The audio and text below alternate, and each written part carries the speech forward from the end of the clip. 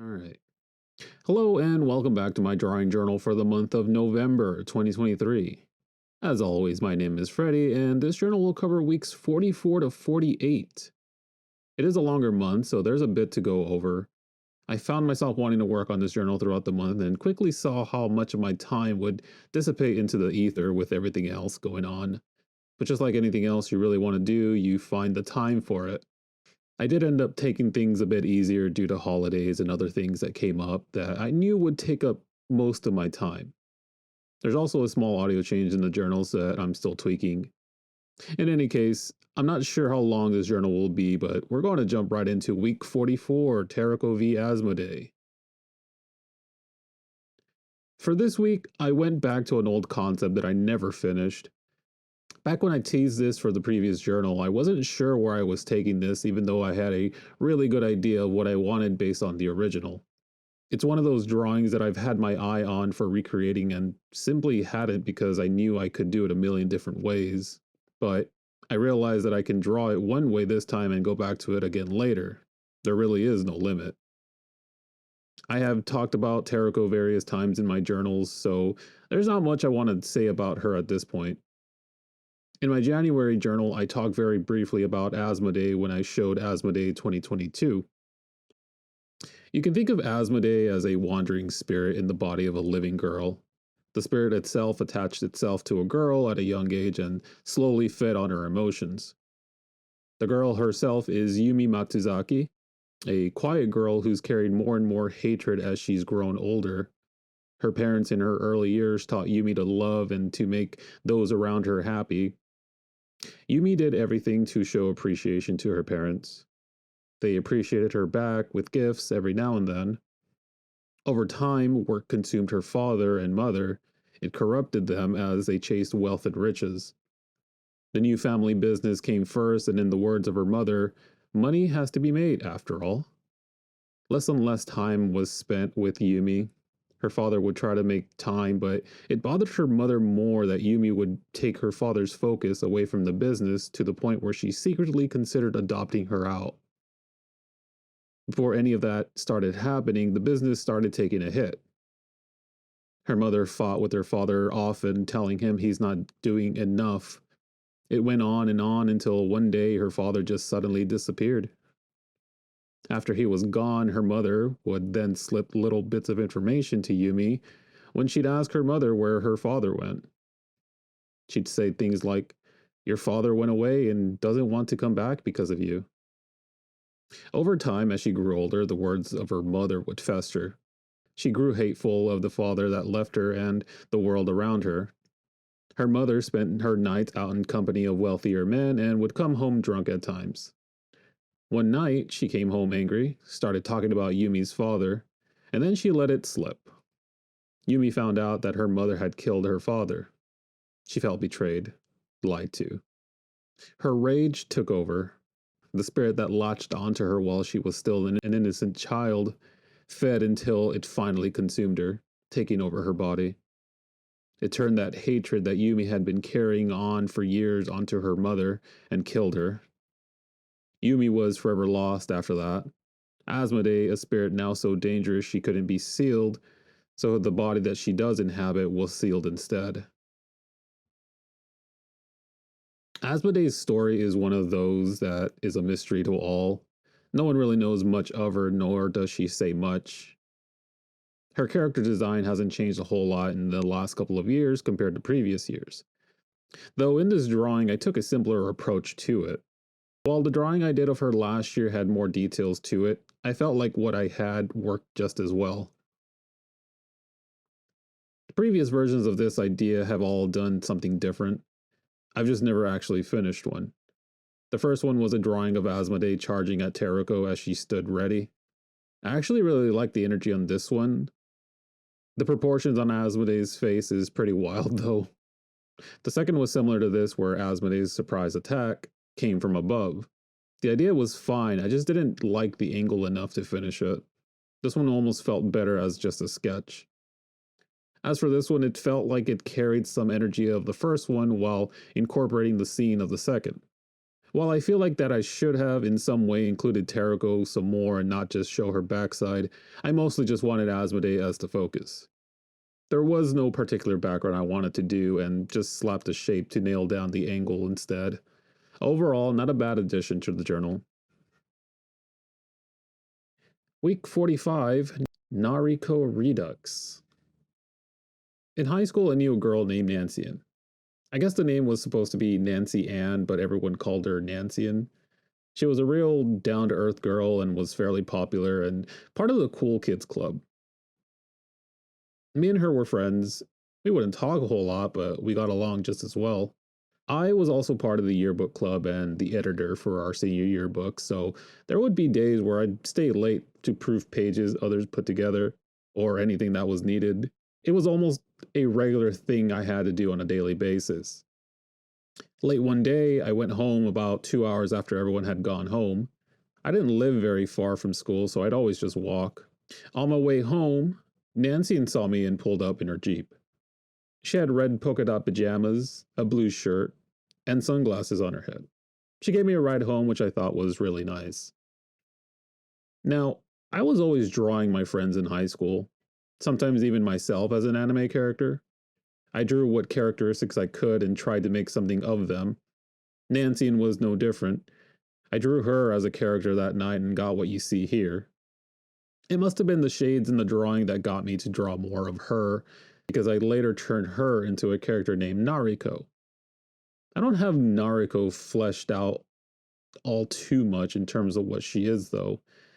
She was always this background side character that never got much attention. She is this sporty girl, not afraid to dive into unknown experiences, and that's as far as I got. I guess it's kind of the same for Nikki, who was based off Nicole. She was a character, but not much else, except Nikki at one point was more or less a love interest for Zai. That really never took off, though. Nariko as a character has always just been drawn with a light blue turtleneck, so I gave that to her here too. Not much in terms of upgrading her look just yet, but it's nice to see her revised again. Don't ask about the Japanese characters in the background of these drawings. I took one of these Japanese text fonts back then and typed out words thinking they'd spit out the correct kanji. I can see how people can get Japanese character tattoos that don't say what they think they say. Anyways, it was a really simple drawing for the week though. I originally was only going to end up with the simple recreation of polka dot pants, but decided to throw in the other two. It ended up being more work than I thought it would be for such a simple drawing.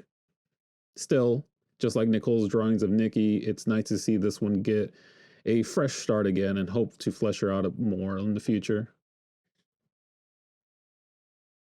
Week 46, the second appearance of Death. I can't emphasize enough how much I like the idea that you can draw something over and over again and be able to refine it until it's what you want it to be, or even find little things that you still want to change. I used to feel like I had to nail an idea, a character design, or an outfit on the first go. There would be times where I would get put off by the amount of time I spent on a drawing only to have it end up being something I didn't like. But in the end, you realize no matter how experienced you are, it's all just practice and you're always growing. For week 46, I decided to revisit Death, her specters, and to also address certain things from the previous drawings of her in week 16, the appearance of Death. It had a lot of things going for it. I thought the pose was good, the specters flying with her were fine, and the coloring went well. The background is where I felt the drawing lost itself. In my opinion, it felt overdone and lacks clarity. I recognize that there are times where I've gotten sloppy with my work when I've worked on something for too long and I just want to finish it. I'm normally a very patient person, but when it comes to my own work, I sometimes just get tired of going back to the same drawing again and again and wish to see it done. Or I just end up with another unfinished drawing. But that was that week, and now 30 weeks later, I tried again. I already had it in my head that for the month I was going to do simpler drawings, which to me meant no backgrounds or anything fancy, just a straight on shot, nothing more. Towards the end is when adding a background came to mind, even though I wasn't initially planning on it, mostly because the specters on the side started looking out of place. I considered removing them altogether, but then it started looking a little too plain. Ultimately, I skewed her perspective to somewhat look like she was descending and her angle was bottom looking up. At this point, I wish I had done her in that perspective to better sell the angle, but this was good enough too. This time, the background was easier on the eyes. The extra swooshing of colors weren't as intrusive while adding some extra color. I am happy with this one, with the exception of the angle changes I wish I had done. I have less regrets with this one than the last. Week 47, Demon Divine. Like Nariko, this one stemmed from a very old concept. In high school, I knew this girl named Erica. She was someone I had known for many years and ended up having a crush on her. Erica was also someone I draw often along with our best friends. It was practice for me, and she was okay with that. In our junior year of high school, I used to joke around with her that she had this devil inside her because she'd always hint at doing some stuff she shouldn't be doing, but still considered herself a good girl or, in contrast, an angel. She never really fully confessed the things she did, despite how long we knew each other. I took that and I would draw her. She'd have this good, innocent side and then this bad side that wasn't afraid to get in trouble. I took heavy inspiration from the anime Sprite Between Two Worlds, a story of a girl, Monami, who's very shy and picked on, but has a split persona that is both confident and aggressive, named Nami. In the same way, I saw the girl I knew that was a quiet, straight A student, and then also knew this other side of her that presumably did all these bad things. The concept itself evolved further after our senior dance. I was taken aback at how she looked in her dress with her hair done up. The next day, I told her I saw an angel and also drew her in her dress with wings. Ugh, yeah, I know, it's pretty cringy. So I thought, if she was an angel, then there needed to be a devil. And so the sketches of her devil form started taking shape. I drew two main drawings, one where she was standing together with her forms, and another where they were coming out of her. Fast forward to today, I wanted to recreate the second drawing again. Only this time, not really make it Erica, but another character altogether, or at least a more refined version of her character. She's more of a girl that doesn't get fazed by a lot of things anymore, considering what she has over her shoulders. She knows that they exist, she talks to them, and oddly enough, allow her to navigate any part of her life.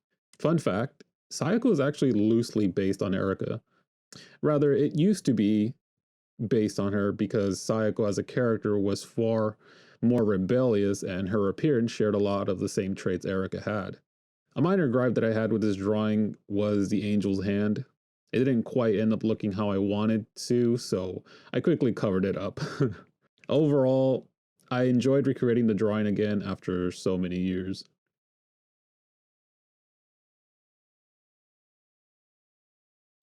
Week 48, A Kaylee Christmas. At this point, it's the end of November. Thanksgiving here in the US is over, and it's time to break out the Christmas decorations. Actually, to be truthful, my Christmas decorations went up the weekend before Thanksgiving.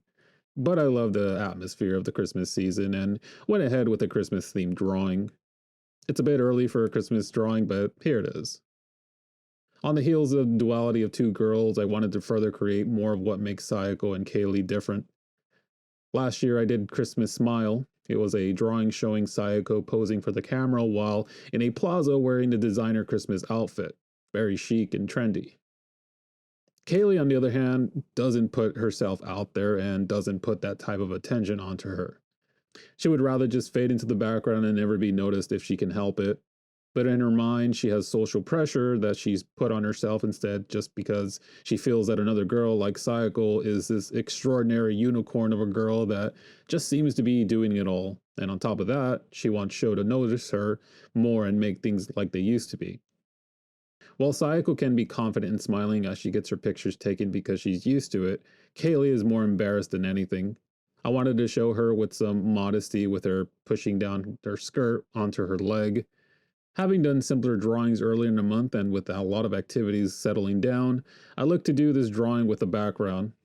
I originally wanted to do this large stack of Christmas presents and a Christmas tree. It wasn't really doing it for me in the end, so I changed it to her being in front of a shop on Christmas. For something that came together quickly, I'm happy with the outcome. I don't know if I'll do more Christmas themed drawings for December, but this one is a good start. November was fun, packed, but fun. Holidays are always a nice time to spend with people you care about. With so much going on in the month, I had a difficult time keeping up with this journal and mostly found time at the end of the day or early morning. Our group played plenty of Lethal Company, and we were great assets for the company.